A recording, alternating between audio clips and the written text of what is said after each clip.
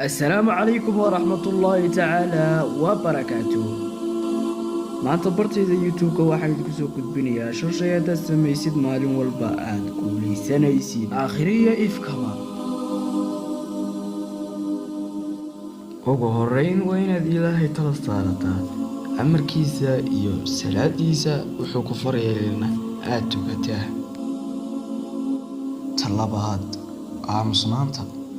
aamusnaantu nebigu wuxuu ku sheegay xadiiskiisii jaliilka ahaa falyakun khayran aw yasmut oo ah midkiin hadduu hadlayo khayra ku hadlo haddii kale iska aamuso.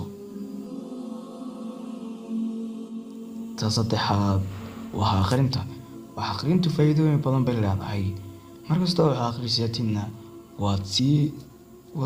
waxbaad sii baaraysaa iyo macluumaad ayaad sii helaysaa. fadlan ku dadaal wax akhrinta ugu yaraan 30 daqiiqo. qodobka afraad jimicsigu faa'iidooyin badan buu leeyahay, wuxuuna soo saarayaa biyihii ku dheeraadka jirkaaga.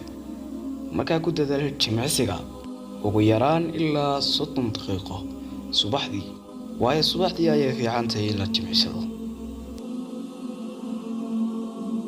qodobka shanaad ee ugu dambeeya waa inaad lahaataa timetable, waayo timetablku wuxuu kuu fududaynayaa inaad waqtigaaga kala socdid qayb ciyaara iyo qayb wax akhrisa. waayo timetablku wuu fiican yahay, iska samayso timetable haddaanad lahayn. waxaan filayaa inaad wax ka faa'iideen. oo walaalkiin Cabdiqays oo idin leh ismaqlid dambe oo xiiso leh.